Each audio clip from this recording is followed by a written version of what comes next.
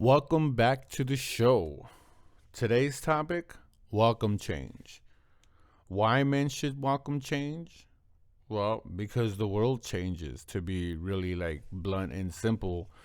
Um, and it's something that we've all, men throughout the ages have had to deal with. Change. Maybe not as fast as what we are currently being forced to change. And honestly, I think it's a good thing that we are being put under a little bit of pressure. If history is any indication of how men react when pressure is being applied to them, we've always bounced back and had some of our more uh, fruitful and productive, decades and centuries after that. So currently, change is looked at in a very 50-50, I would say, whether you look at it as a negative or as a positive. There's many people that when you introduce change, freak out. They can't handle it. It's become something that they're just not comfortable with. The idea of just even not even incorporating change, but just the idea of change becomes a very negative feeling that they equate is probably like the nicest way I could put it.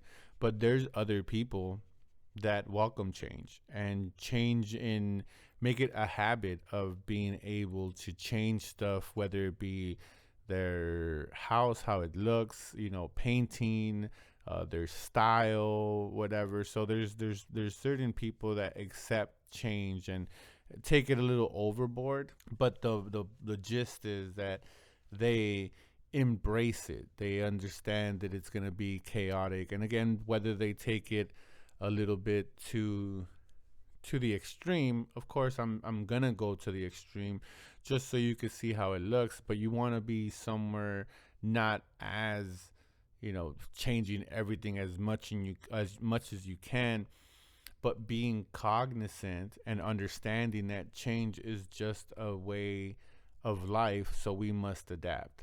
And as men, I see us not adapting, and we're falling more and more behind in just mannerisms, ethics, the way we go about, the way to use technology in every aspect of our lives, not just certain ones.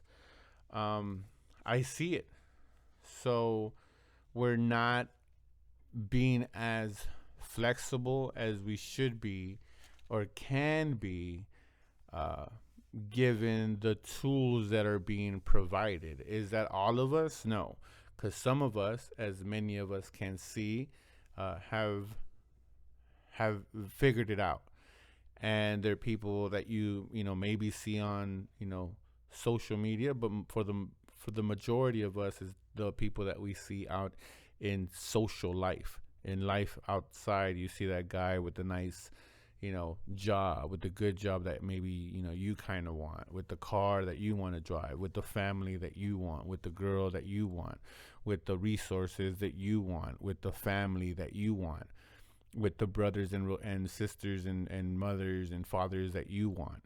So we we see that perfectly in our own life, and that's what we are. Well, those are the ones, that the examples that we see more readily. Everybody wants to always jump to like celebrities and influencers, which is great. I get it, but for the most part, those are the examples that, or for the majority of us, yeah, I mean, you can't help it, right, to see it, but that's something so much more up there. I can't relate to it, so I really don't.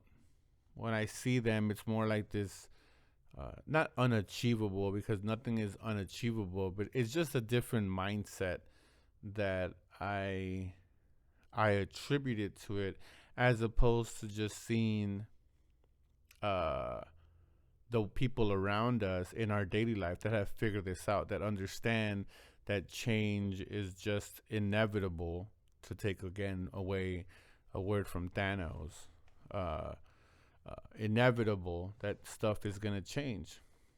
So if we understand that change is going to be just a part of it, then we start asking ourselves the questions that we need to ask ourselves when we just say, okay, change is just the way it's going to be. So then one of the questions, not the only question, but there's plenty of questions to be asked to figure everything out. But where should men welcome change? Answer, easy, quick, and simple, is everywhere. Don't be afraid of change in any aspect of your life, whether it be work, professional, relationship, and family and friends. When you allow change to infiltrate into each one of these parts, and I know infiltrate is probably people associate that with negative thoughts or negative energies, but if you introduce change into these areas in a productive manner, it can lead to very, very positive things. If you just with everything, if you put negative energy into them, you could work. You're definitely going to work against you, and it's just as easy. So the thing is going into it with a healthy mindset, and then accepting that change is just it needs to happen, no matter. And this is not about what specific needs to change, because we could go down specific rabbit holes and stay there for a long time.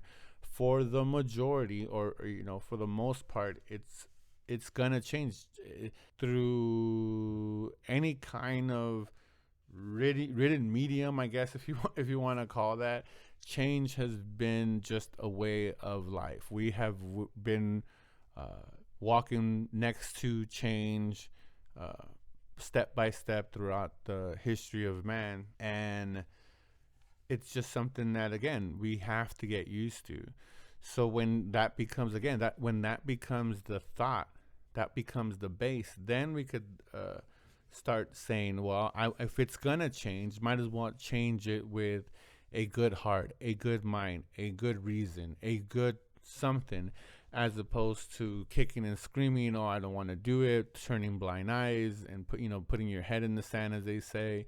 Those are all unhealthy ways of looking at change. Like, oh, I don't want to, even though everything is changing, but you put your blinders on this. As the world might be changing, all these things might be changing, but for me in my life, it's not changing. And for whatever weird reason, we're championing that, where, oh, it's okay, you can be you and you could do you. And that is such a weird message to me. And why that's okay, I have no effing clue.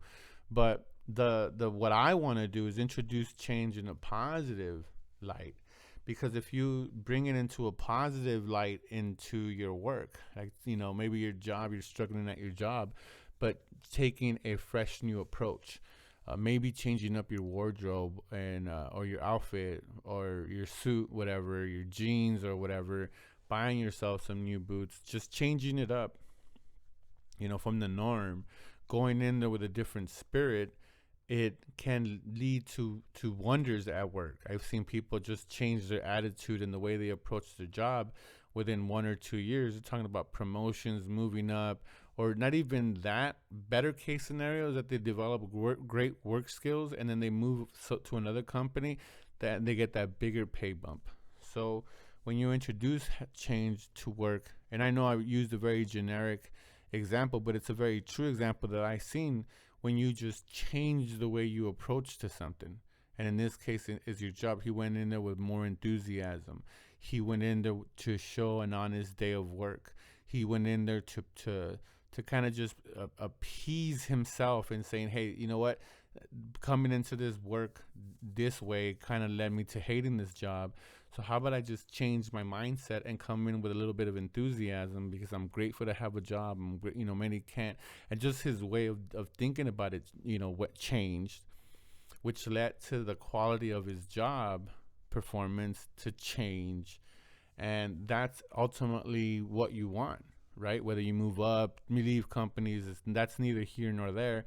The point is that you want to, when you incorporated or when he incorporated change, the environment change. Same thing in your personal life. Uh, you might be, in a rut and you want to change it up. This when people go to the gyms, people try something, be adventurous, take trips, and then all of a sudden oh, I like this. I can't believe I never done this, and it becomes part of you. You get introduced to so much more, and you become so much more robust, so much more interesting, so much more, world traveler if you want. I don't know. There's a word I'm looking for it, but it's not coming to me. But that's what when you introduce it in a healthy way. You could also introduce it into a very negative way, but I don't have to beat that horse because we do that to ourselves pretty freaking, common, and it's pretty visible on every medium you could go in there. So when we use change and put some negative energy into that one, oh, we are awesome at that. With relationships, if you incorporate change, obviously I'm not talking about no cheating or nothing crazy or threesomes or, G bangs and stuff like that. But spicing it up into a relationship that's dull. I mean, come on. How many people haven't heard the stories and success stories and how it turns a relationship around with just introducing a little bit of change, a little bit of spice, a little bit of mystery, just changing up a few things here and there, completely save the marriage, save the relationship, and that's what it could do. But again, negative energy into that change, into that relationship. Oh, then you're jealous. You're focusing on the wrong thing. You're judgmental. You're quick to jump to conclusions. I mean, that whole pattern. Same thing with friends and family. It's a little bit harder with friends and family to incorporate change because these are people already in your environment. And sometimes we get blinded to these things because they are in our environment. These are people that raised us or that we hang out with, and we accepted, hopefully not too many, because we want to have our boundaries, we want to have our standards, but for the most part, we've already been with these people in a lot of wars, and unfortunately for most, we don't recognize that those people, our friends and family, are the ones that don't want to change, right? Because they grew up with us, they've seen us in our weakest, they've seen us in our strengths. They know what pushes. It's like that girlfriend, right, that knows how to push the buttons. It's hard. It's hard to try to incorporate change because they feel somewhat of attacked. Somewhat like they're not good enough. Something like, hey, you know what? And it might be some truth to that maybe they aren't good enough. But obviously you don't want to be mean. You don't want to be a dick. So you can incorporate change. But in this one instance, like I said, with friends and family, it's very tricky because you could end up losing people, losing friends, losing family, because not unlike the other ones where it could generate in a good way, and there's sure as hell a good way, a good turnout, not a good turnout, but a good outcome for some, not most, but just a little bit, that might come off if you're in a positive state and saying, hey, I want to enrich our friendships with going out to dinner more, or hanging out more as a group and friends, or whatnot, whatever it is. There's definitely good, it can lead to that. But for the most part, if your friends are lazy and they don't want to, and all of a sudden you're incorporating wanting to go out more, they're going to see you as an outcast, like what got into you. So those, like I said, because it's just been so much time, unless you're meeting new friends and you're not that close with your family, then you can incorporate change to bring you guys closer with family and stuff like that. Then you could kind of incorporate other other things, I guess, is what I mean to say. So what can change do, right? Because we everybody talks about change, and it can lead to more money, it can lead to all this stuff if you just change weight loss, and we get all that stuff, right? So it's like, and that's the benefits of change, right? It allows us to be something more. It allows us to reach something, to accomplish something, to just achieve something more than what was the norm, I guess. And again, I'm not gonna go through every one that I could think of, because I'm sure I could think of many but missed most. But just a few, just to get to hammer the point home, is, what can change do? It can make you a better person. It can make you a better person by just what that change does to whatever aspect you're applying the change to. If you're applying it in a positive, beneficial manner, then of course it's going to lead you to just be an overall better person. The second thing is it's gonna point out your weaknesses sometimes. So when you change, it exploits things that you're not as strong, that you're not as secure in. And of course it's going to lead to the first part, that once you deal with those weak points, because that's what change did, then you can start and fixing them and making them stronger, because that's the only way you can fix something that's weak, is by first acknowledging, hey, this is my weak spot, and then working at it to make that weak spot no longer your weak spot.